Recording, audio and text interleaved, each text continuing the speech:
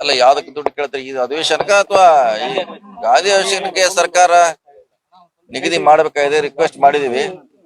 So ಅದು ಇಡೀ ರಾಜ್ಯ ತುಂಬಾ ಆಗುವಂತ ಒಂದು ಕಾರ್ಯಕ್ರಮಕ್ಕೆ ಬಿಡುಗಡೆ ಮಾಡ್ತಾರೆ. ವಿಶೇಷವಾಗಿ ಬೆಳಗಾವಿ ಕೂಡ ಮಾಡ್ತಿದ್ದಾರೆ. ಇನ್ನು ಮುಖ್ಯಮಂತ್ರಿಗಳು ಅಂತಿಮ ನಿರ್ಧಾರ ಮಾಡಬೇಕಾಗಿದೆ, ಮಾಡ್ತಾರೆ. ಈ 2-3 ಸಲ ಎಷ್ಟು ಹಣ ಕೊಡ್ಬೇಕು, ಯಾವ್ದಕ್ಕೆ ಖರ್ಚು ಮಾಡ್ಬೇಕು ಅನ್ನೋದು ನಿಗದಿ ಮಾಡ್ತಾರೆ. ಅದೇ ಹೇಳಿದೆ, 1 ವರ್ಷ ಕಾರ್ಯಕ್ರಮ ಇದೆ. ಅದರಲ್ಲಿ ಶಾಲಾ ಸುಧಾರಣೆ ಇರ್ಬೋದು, ಸ್ಮಾರಕಗಳಿರ್ಬೋದು, ಗ್ರಂಥಾಲಯಗಳಿರ್ಬೋದು, ಈ ರೀತಿ ಅನೇಕ ಚಿಂತನೆ ನಡೀತಾ ಇದೆ. ಇದು 1 ವರ್ಷ ಕಾರ್ಯಕ್ರಮ ಇರೋದ್ರಿಂದ ಇವತ್ತೇ ಮಾಡ್ಬೇಕಂತೇನಿಲ್ಲ. ಸೊ ಇಡೀ 1 ವರ್ಷ ನಿರಂತರವಾಗಿ ಕಾರ್ಯಕ್ರಮ ಮಾಡ್ತೀವಿ. ಶಾಶ್ವತವಾಗಿ ಈ ರಾಜ್ಯದ ಜನತೆಗೆ ಕೆಲವು ಯೋಜನೆಗಳನ್ನು ಕೊಡ್ತೀವಿ.